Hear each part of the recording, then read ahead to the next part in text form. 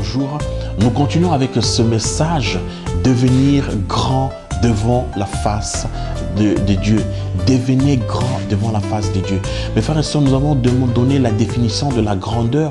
Nous avons dit que c'est l'action d'être grand. C'est une suprématie, c'est être supérieur aux autres. C'est avoir beaucoup plus de noblesse par rapport aux autres. C'est être meilleur par rapport aux autres. Nous allons lire dans l'évangile de Matthieu, le chapitre 20. Le chapitre 20, nous allons lire à partir du verset 20. La Bible dit ici, alors la mère de fils de Zébédée s'approcha de Jésus avec ses fils et se prosterna pour lui faire une demande. Il lui dit, que veux-tu?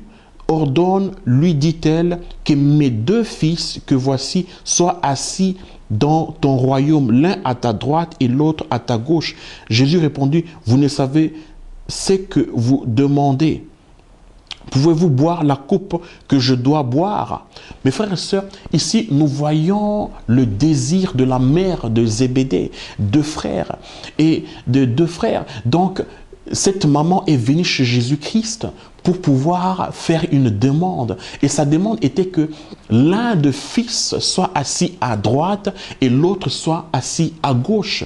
Donc, en quelque sorte, on va dire qu'il cherchait une suprématie par rapport aux autres. Il cherchait une noblesse. Il cherchait à s'asseoir l'un à la gauche, l'un à la droite. Donc, il cherchait à avoir beaucoup plus de supériorité par rapport aux autres. Donc, il cherchait une grandeur. C'est pour ça que je vous ai dit au début, mes frères et sœurs, chaque personne aspire à cette grandeur, à une reconnaissance, à être supérieur à l'autre. Pour certains, ce désir est remarquable, mais pour les autres, elle n'est pas remarquable. Mais cela ne veut pas dire qu'elle est absente. Ce désir est en chaque homme que Dieu a créé à son image et à sa ressemblance. Mais la question en est, comment est-ce que vous cherchez cette grandeur et quelles sont les méthodes, quels sont les principes dans lesquels vous êtes basés pour avoir cette grandeur?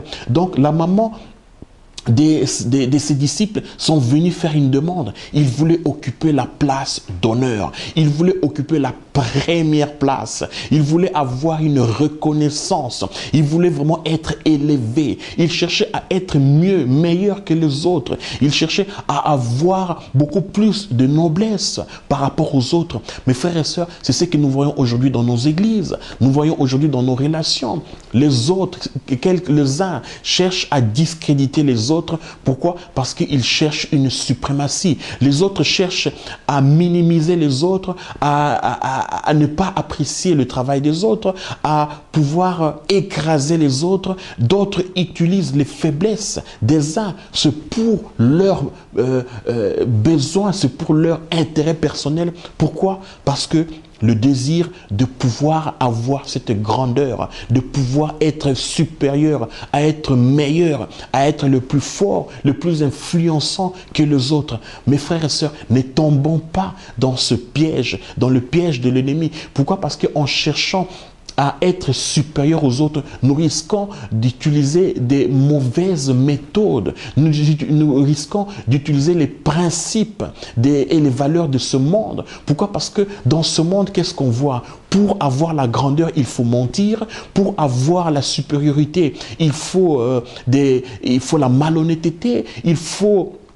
la magouille, il faut voler, il faut utiliser des méthodes, il faut falsifier, il faut utiliser des mauvaises méthodes pour avoir cette suprématie. Et les gens le font, les gens vivent en ça. Pourquoi? Parce qu'ils veulent être grands, ils veulent être beaucoup plus meilleurs que les autres. Frères et sœurs, devenez grands devant le Seigneur. Devenir grand devant le Seigneur, c'est garder son cœur dans la sainteté, c'est garder son cœur dans la pureté, c'est marcher devant la face du Seigneur, c'est de ne pas se contenter, ne pas se baser dans les choses de ce monde, monde. La Bible dit qu'il n'aimait pas le monde et les choses qui sont dans ce monde. Parce que les choses qui sont dans ce monde, c'est la convoitise des yeux, c'est la convoitise de la chair, c'est l'orgueil de ce monde. Mes frères et sœurs, en se basant dans les principes et les valeurs de ce monde, et si nous cherchons la grandeur, nous allons forcément utiliser des mauvaises méthodes. Nous allons marcher sur les autres.